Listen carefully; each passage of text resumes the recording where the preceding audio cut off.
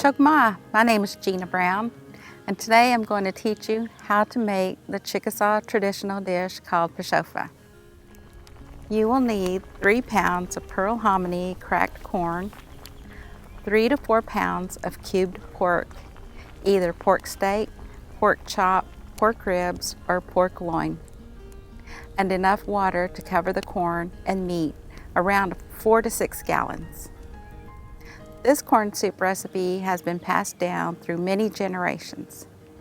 It's cooked at festivals, family gatherings, funerals, after church services, on holidays, birthdays, and more. Pashofa is pearl hominy cracked corn that is broken into small kernels of corn and cooked until softened.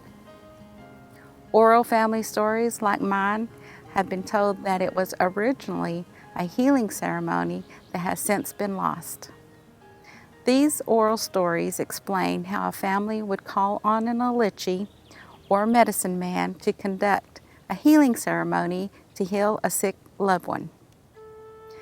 This medicine man, also referred to as an Indian doctor, would arrive at the family home and ask the family to wait outside until he conducted his healing ceremony. The medicine man would have the family cook a pot of Pashofa. Traditionally, the cooking process took place over an open fire and took between 4 to 5 hours, so the ceremony would last almost all night. It said the ceremony began at midnight, and while the doctor was with the loved one, the corn was cooking at the same time. There was chanting that went along with this ceremony, but those words and tunes are now gone. When the healing ceremony was over, the corn would be done and the loved one would be feeling better and hungry. This story was told and recorded by some who remember this ceremony taking place. Let's begin making our Pashofa. I use a 10-gallon cast iron pot to cook the corn. Now I'm getting ready to clean my pot to get ready to cook the corn. I pour the water in to get all of the debris or whatever else might have been left from the last cooking. And even though I've already used lard and wiped it down and cleaned it from last time, sometimes I get a little few particles in there that I want to rinse out and wipe down again.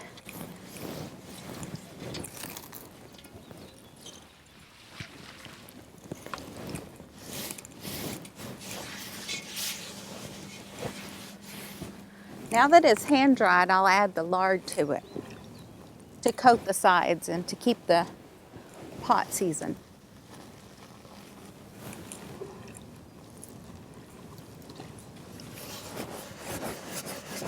And I cover it all the way around the sides, on the bottom.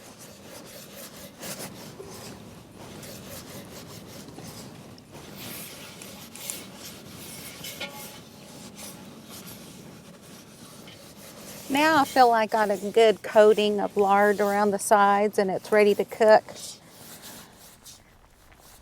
The cast iron pot was introduced to the Chickasaws before removal and is now the traditional way to cook Pashofa corn for large gatherings. There are historical pictures of my Aunt Marie Gibson tending to several pots of Pashofa cooking on an open fire. Now let's begin by building a medium-sized fire. Today I have my son Jared Walker helping build the fire. Today we're using a fire ring so that the fire will be contained in one area. It helps keep the firewood together. Add 3 to 4 logs to get started and add 2 logs anytime the fire burns down. Once it's ready, we'll put the ring and pot on top of the fire.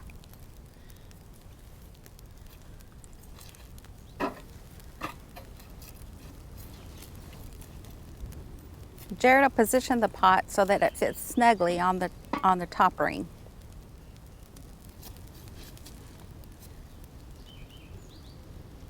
We'll continue to add water until we get it to the level that we need.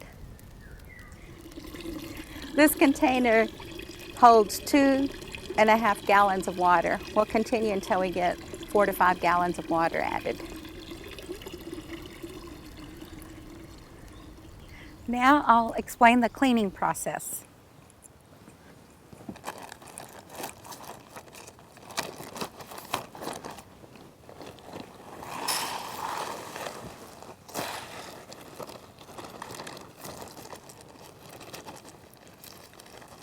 I purchased the corn in 3-pound bags already from the store, and the corn already comes cracked. To clean the corn, I add water, and I want to clean out all the holes and all the sand that comes after cracking the corn. Usually all the holes will float to the top once the water is poured in. Now we'll add the corn to the pot.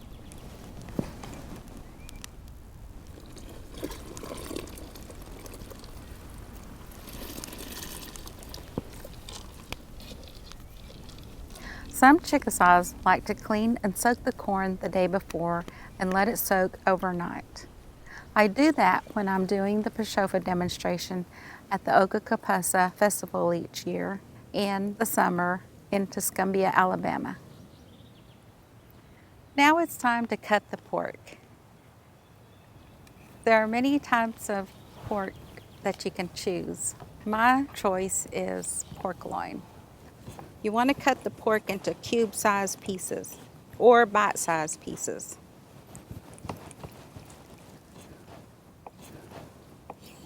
This is what enhances the flavor of the corn while it's cooking.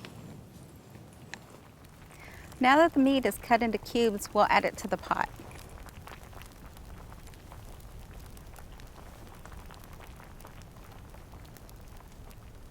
After I have all the ingredients in the pot, including water, corn, and the meat, the cooking time will vary on the size of the fire and the amount of corn and water. The preparer will need to keep watch over the fire and water since the fire can burn down or out. Firewood is kept close in case of it going out during the cooking process. Water can also simmer and evaporate if it's not covering the corn and meat. A couple of gallons of water are kept close to add to the pot if the corn appears to be getting thick. Scorched corn and meat will have to be thrown away and should not be eaten. It's like burning a pot of beans. Once they are burned, that scorched taste can't be fixed. Stirring the corn is a must and should be done frequently. I have heard that usually the preparer is the only one that should stir the corn. However, this is not required. I use a large wooden paddle to stir and test the corn. This handmade paddle was given to me by my sister. I also purchased more paddles from a company that makes the cast iron pots for crawfish bowls in Louisiana. The corn will be done in about 4 to 5 hours. We will know this by taste testing. The corn will be soft and the meat tender. The meat adds flavor to the soup mixture.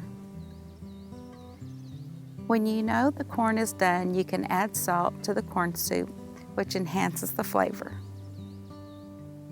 The pot can be removed from the fire if the fire is still pretty hot and burning, but if the fire has burned down, the pot can sit and keep warm until all of the corn is removed from it. Growing up, I remember my grandfather, Frank Carpenter, my mom's father, cooking Pashofa for our Sunday meals. If we spent the night with him on Saturday nights, about 4 a.m., he would get up and have the corn and meat ready to go into a big pot on the stove. But it was ready by noon after church, and he made sure we went to church first. The smell of wood smoke and corn cooking brings back good memories. I like it. Did you make it? I hope this demonstration inspires you to make your very own Pashofa. If you have any questions, please email historyinquiries@chickasaw.net. Yoko Ki.